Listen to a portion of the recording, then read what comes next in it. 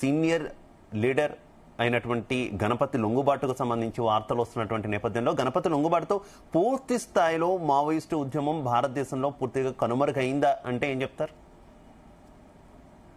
వాస్తవానికి ముందుగా స్థానంలో ఉన్నటువంటి మిత్రులకు మరి గీతలు ప్రేక్షకులు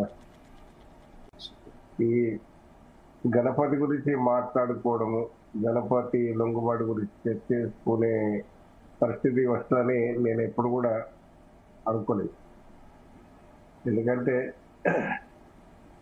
మొదటి నుంచి కూడా తెలంగాణ నక్సల్బరీ ఉద్యమం నుంచి ఈ రోజు వరకు కూడా పీపుల్స్ వారు తర్వాత మళ్ళా 2004లో విలీనమై మావోయిస్ట్ పార్టీగా ఆవిర్భవించిన తర్వాత కొంత వాళ్ళ దోకుడు వ్యవస్థ అంతా కూడా డిఫరెంట్ పంతాలో పోతున్న క్రమంలో మరి అనేక మంది ఇటు ఉద్యమకారులు, అటు ప్రజాప్రతినిధులు, తర్వాత పోలీసులు సైతం మరి చనిపోయినటువంటి పరిస్థితి మనం చూస్తున్నాం.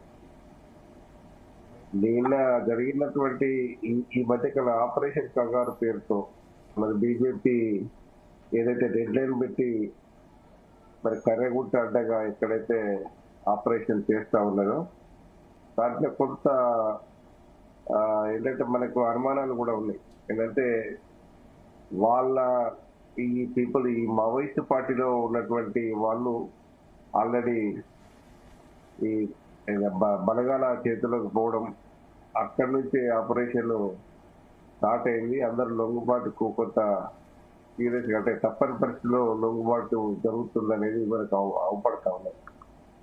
ఎందుకంటే మన మల్లోయిల వేణుగోపాల్ విషయంలో కావచ్చు, ఆచరణ విషయంలో కావచ్చు, ఇవన్నీ చూస్తే ఎందుకంటే వాళ్ళు ఉద్యమంలో పనిచేసిన రోజులు వాళ్ళ చేతులలో బలైనటువంటి వాళ్ళు చాలా మంది.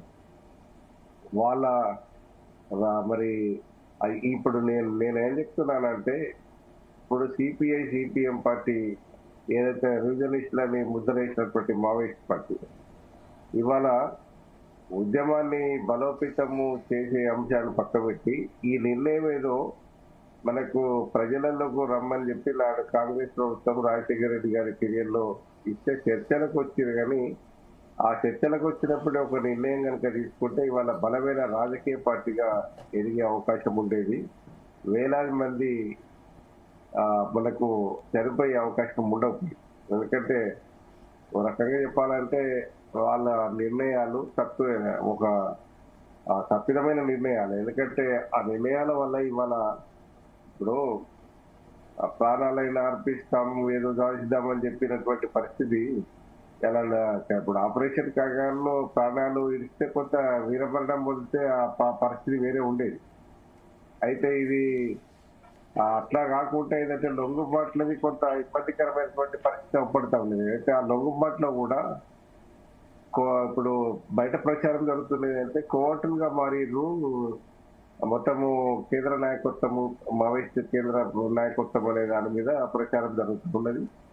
ఏదేమైనప్పటికీ కూడా ఈ లొంగుబాటు చర్యలు ఏదైతే ఉంటే అది ఈ మరి ఎంత పేలవంగా ఉంది అనంటే మావోయిస్ట్ పార్టీ ఇప్పుడు ఆపరేషన్ కంగారు పేరు మీద. అయితే మరో విషయం మల్లేశ్వర్ గారు మనం చూసుకుంటే ఈవెన్ గణపతి విషయంలో అయినా సరే ఆయన ఎప్పుడో ఈ ఉద్యమం నుంచి మావోయిస్ట్ పార్టీ నుంచి బయటకు వెళ్ళిపోయారనేటటువంటి వార్తలు ఉన్నాయి. ఆయన తన ఆరోగ్యం సహకరించక చాలా ఏళ్ల క్రితమే ఉద్యమాన్ని వదిలేశారు, పార్టీని వదిలేసి నేపాల్లో తలదాచుకుంటున్నారు. నేపాల్లో ఒక సామాన్య వ్యక్తిలా గడుపుతున్నారనేటటువంటి వార్తలు ఉన్నాయి. ప్రస్తుతం ఆయన పరిస్థితి ఏమంతా ఆశించినట్టుగా లేదు. వయసు రీత్యా వచ్చినటువంటి వయోభారం వల్ల ఉన్నటువంటి సిచ్యువేషన్స్ కావచ్చు, అలాగే నడవలేని సిచ్యువేషన్లో కూడా ఉన్నారనేటటువంటి వార్తలు ఉన్నాయి. ఈ నేపథ్యంలో ఆయన సమాచారం తెలుసుకున్న పోలీసులు అక్కడికి వెళ్ళి ఆయన కన్విన్స్ చేసి తీసుకొస్తున్నారంటూ కూడా వార్తలు వస్తున్నటువంటి పరిస్థితి ఏంటి? అంత స్థాయిలో అంటే అతని ఆరోగ్య పరిస్థితి కూడా బాలేకపోయినా కూడా ఇప్పటికీ జనజీవన శ్రవంతిలో కలిసిపోయినా ఎప్పుడో మావోయిస్ట్ పార్టీకి నిజంగా దూరంగా ఉంటే ఎందుకు ఆయన్ని మళ్ళీ తీసుకొచ్చి ఇప్పుడు పోలీసుల ముందు, పబ్లిక్ ముందు జనజీవన శ్రవంతిలోకి వస్తున్నట్టు చూపించడం ఇదంతా ఏ రకంగా అనుకోవాలి? ఇప్పుడు మావోయిస్ట్ పార్టీకి దూరంగా ఉన్నాడు అనేది అబద్ధం. ఎందుకంటే ఆయనకు నాయకత్వం నుంచి తప్పుకున్నాడు అనేది మనము అనేక మీడియాలలో చూసినాం. ఆయన ప్లేస్ లో మరి వచ్చినటువంటి కేశవరావు అవ్వచ్చు, తర్వాత ఇవన్నీ మొన్న మరణం తర్వాత ఇవన్నీ జరిగినటువంటి పరిణామాలు అయితే కొంత తీవ్రంగానే ఉన్నాయి.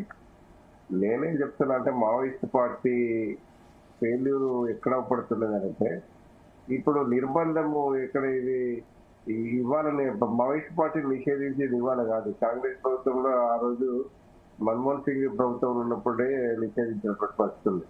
మనం నిషేధించినప్పుడు ఒక రాజకీయ పార్టీకి ఆవిర్భవించాలి అనే ఆలోచన చేయకపోవడము, ఇవాళ మావోయిస్ట్ పార్టీ క్యాడర్ తో పాటు నీకు చాలా మంది ప్రజాపతి ఇవాళ ఇప్పుడు శ్రీపాదరావును చంపినటువంటి పరిస్థితి, తర్వాత ఇక్కడ మీకు అనేక ఇప్పుడు మనకు ఇప్పుడు అంటే ప్రజాప్రతినిధులను కూడా పొట్టన పెట్టుకునేటువంటి పరిస్థితి ఉన్నది.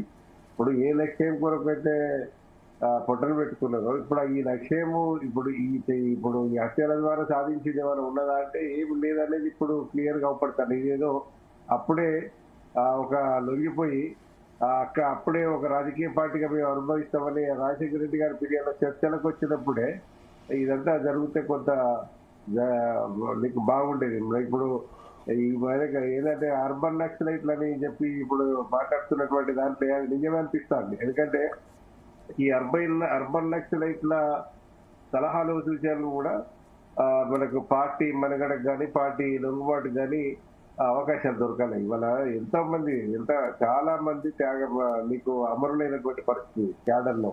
నీకు వాళ్ళు ఆ క్యాడర్ తో పాటు ఏంటంటే పోలీసులు కూడా ఇప్పుడు మన హిడ్మా చనిపోతే హిడ్మా ఆంధ్రప్రదేశ్ పోలీసులు అయితే చంపారు కానీ అది తెలంగాణ పోలీసు అయితే చంపకపోతుందంటే ఒక తెలంగాణ ప్రభుత్వం మీద కొంత సింపతి అయితే వచ్చింది.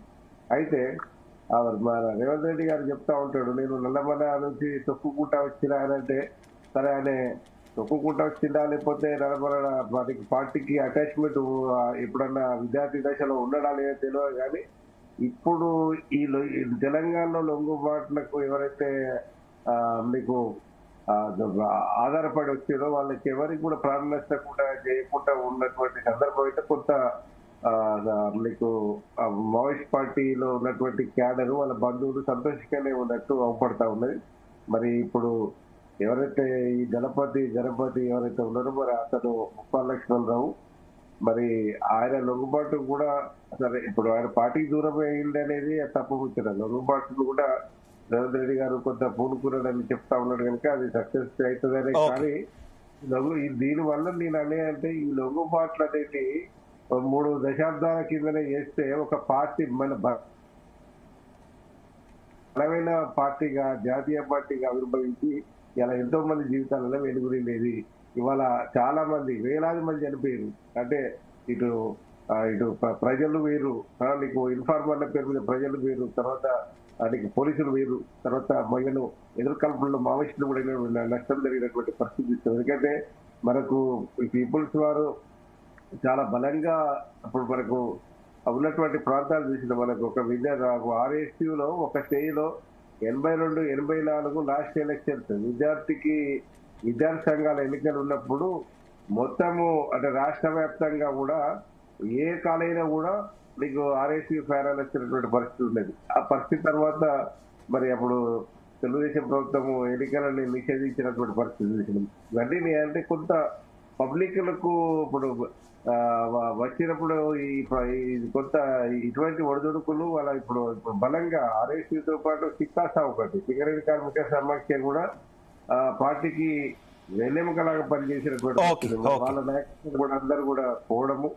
ఇప్పుడు అంటే ఈ నిర్ణయం తీసుకుంటే ఆ నాయకత్వం అంతా కూడా ఇలా ఇప్పుడు మన రాష్ట్రంలో ఉన్నటువంటి కాంగ్రెస్ కావచ్చు, బీజేపీ కావచ్చు, బీఆర్ఎస్ కావచ్చు, వీళ్ళకంటే బలమైన నాయకులుగా ఎదిగే అవకాశం ఉండేది. కానీ ఆ అవకాశాన్ని కోల్పోయారు. వాళ్ళతోటి నష్టం జరిగినటువంటి పరిస్థితి కూడా ఉన్నది. ఏదేమైనప్పుడు కూడా ఇప్పటికి రూమర్స్ వస్తున్నవి.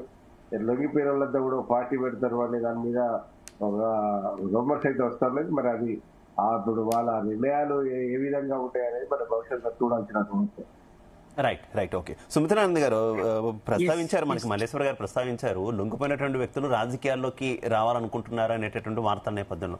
అంటే వ్యక్తులుగా రాజకీయాల్లోకి వస్తే ఎంత మేరకు ప్రభావం చూపించే అవకాశం ఉంటుంది? లేదంటే అసలు మావోయిస్టు పార్టీ పూర్తి స్థాయిలో పార్టీ అంతటా సాయుధ పోరాటాన్ని విరమించుకొని ఒక రాజకీయ పార్టీగా అవతరిస్తే ప్రభావం చూపించే అవకాశం ఉంటుంది, కానీ వ్యక్తులుగా వస్తే ఏమైనా ప్రభావం చూపించే అవకాశం ఉంటుంది అనుకోవాలా? వ్యక్తులుగా వస్తే ప్రభావం చూపిస్తుంది అనుకోవడానికి లేదండి. మొత్తం మావోయిస్టు పార్టీ కేంద్రంగా తీసుకొని ఒక ప్రజాస్వామ్యబద్ధమైనటువంటి పార్టీగా నిర్మాణం జరిగితే కొంత మేరకు ప్రభావం ఉండే మాట వాస్తవము. అయినా ప్రజల్లో మళ్ళీ అనుమానాలు అయితే ఉంటాయి. ఇది ఏ మేరకు అధికారం చేపట్టిన తర్వాత మళ్ళీ ఏ మేరకు ఎట్లా ఉంటది అనేది. ఇందాక మల్లేశం గారు అన్నట్లు ఇదివరకే జరగాల్సింది నిర్మాణం జరుగుతుండే అంటే కాలానికి అనుగుణంగా మార్పులు జరుగుతాయి.